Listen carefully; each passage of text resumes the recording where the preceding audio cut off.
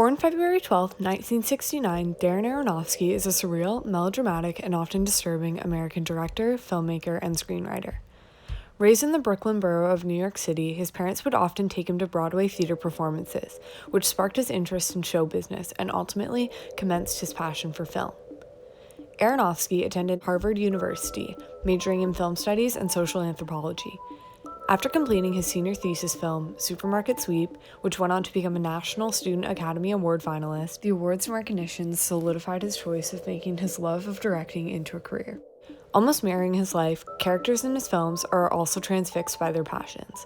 However, the recurring theme one can see throughout each one of his films is how passions become self-destructive obsessions. In his debut feature film, the psychological thriller Pi, the protagonist, Max Cohen, is passionate about equations and math, but quickly develops an obsession for it. Dangerous obsessions, as a recurring trope of Aronofsky's, is portrayed through Max's fascination over the extraordinary possibilities of what a coding number that he has discovered could hold. So, when he loses the page that documented these digits, his obsession to retrieve the code drives him into an extreme state of paranoia. Portrayed by Aronofsky through the use of hallucinogenic episodes, Max Cohen loses complete self-control and is even prepared to drill a hole in his head to retrieve any memory of the code from his mind.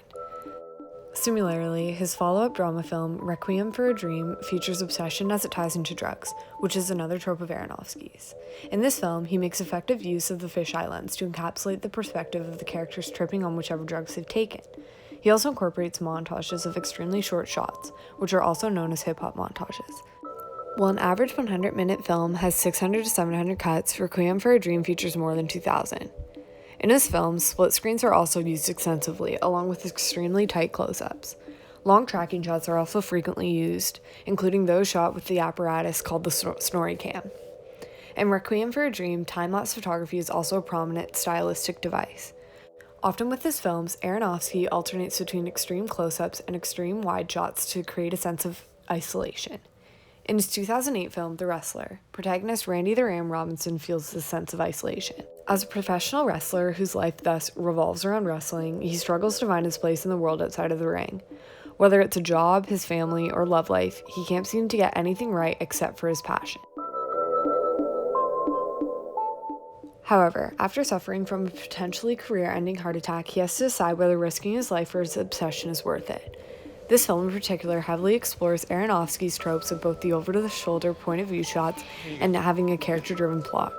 The over-the-shoulder shots, featured extensively in our video mashup, allow the viewer to face obstacles with the character as they develop and drive the plot. This can also be seen in the film Black Swan through the way in which the viewer can both grow and feel through the character's perspective. In the film, the protagonist, Nina, has a very fragile grip on reality. Aronofsky stated this overall tone was inspired by many of Roman Polanski's films, including Repulsion, Rosemary's Baby, and The Tenant.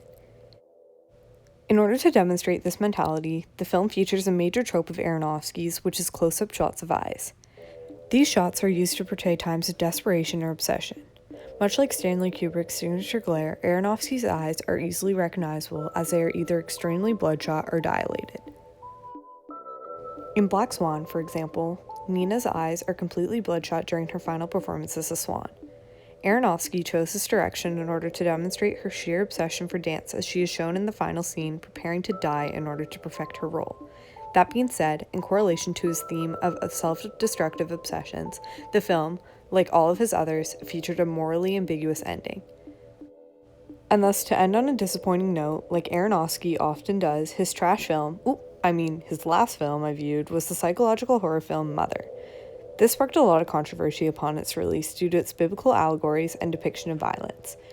This film also became one of the first few to receive an F from the Cinema Score Grade, and that's all that needs to be said on that. Despite this flop, Aronofsky is still considered to be one of the most underappreciated auteurs. Like all of his film's protagonists, he has a clear passion for his career. But whether he's willing to die for it, I guess we'll never know.